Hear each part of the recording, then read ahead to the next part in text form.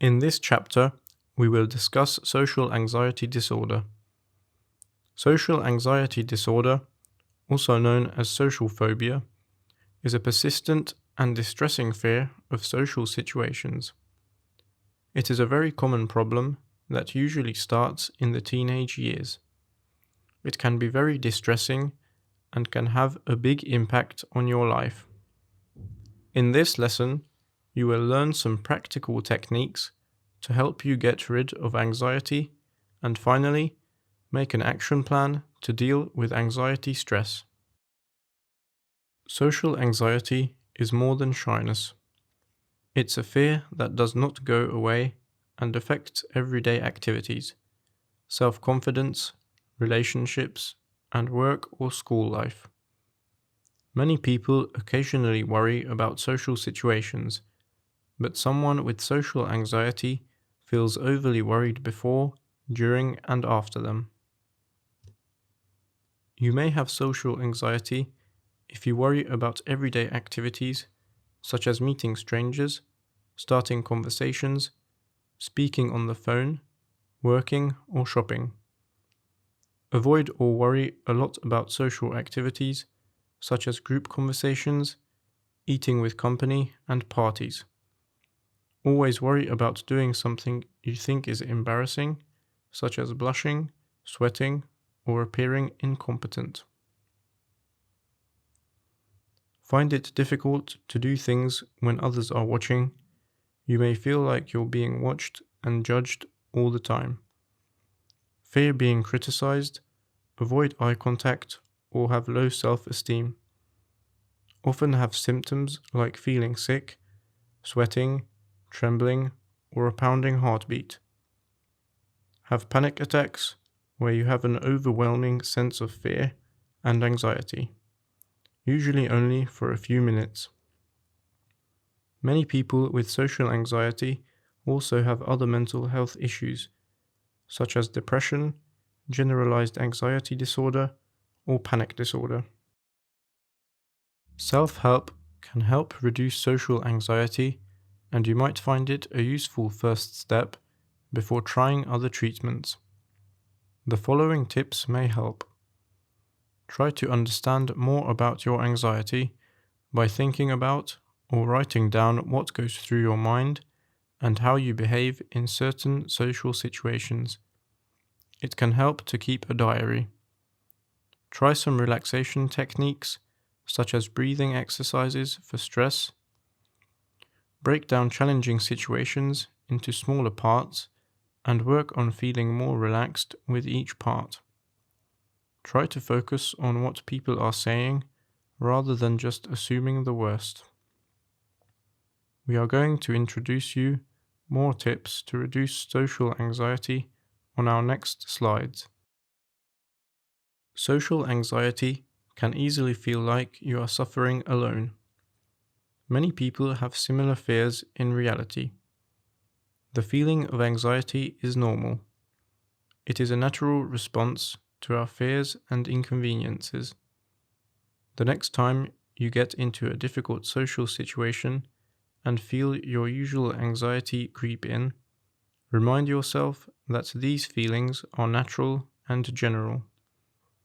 Other people with social anxiety have also conquered their fears, so you can do the same. Pick a situation that you commonly avoid due to anxiety and uncomfortable feelings. Write it down. Think of other smaller steps you can take to expose yourself to the fear you listed at the top of your ladder. Rate each step with the intensity of anxiety it would cause you to complete. Once you decide to work on your ladder, you can start at the bottom and move up, or you can randomly pick any step. You can practice facing these situations and learn to relax in them by climbing up this ladder. If a room full of strangers is your idea of a waking nightmare, the idea of going to a party or work event can be incredibly daunting.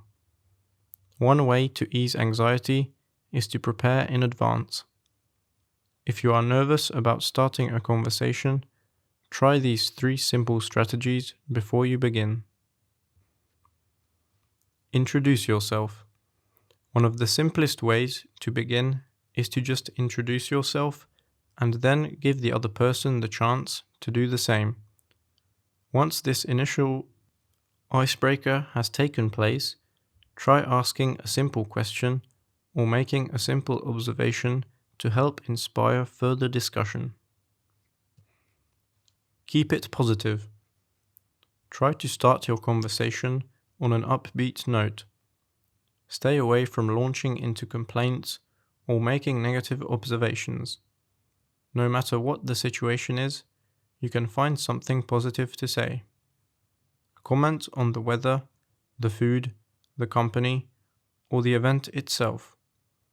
Say something as simple as you are having a good time and hoping that your conversation partner is having a pleasant experience as well, is a good way to get a conversation rolling. Ask for help.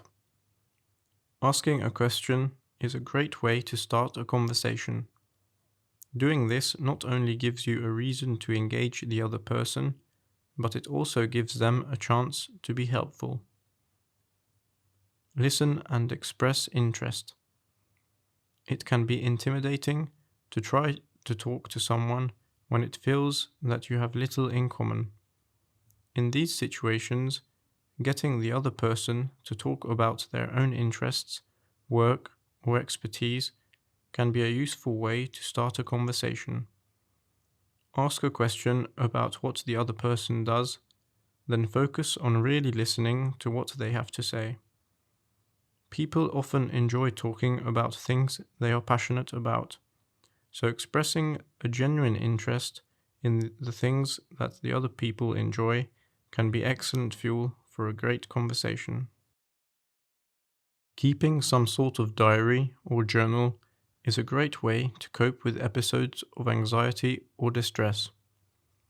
Writing in a journal allows a person to write freely and openly without having fear of being judged or criticized, as it will not be seen by anyone. This can provide an outlet for our pent-up feelings and allows us to express them in ways we may not be able to do in front of others. A journal is also a great place to document things such as goals, thoughts, wants, and desires that we may not share very often. In this chapter, we talked about social anxiety disorder. In this lesson, you have been introduced to some practical techniques to help you get rid of anxiety, and finally, you have been able to make an action plan to deal with anxiety stress. I hope you found the advice useful. Remember to complete the quiz and the exercises for the lesson. Thank you for your kind attention. See you in the next chapter.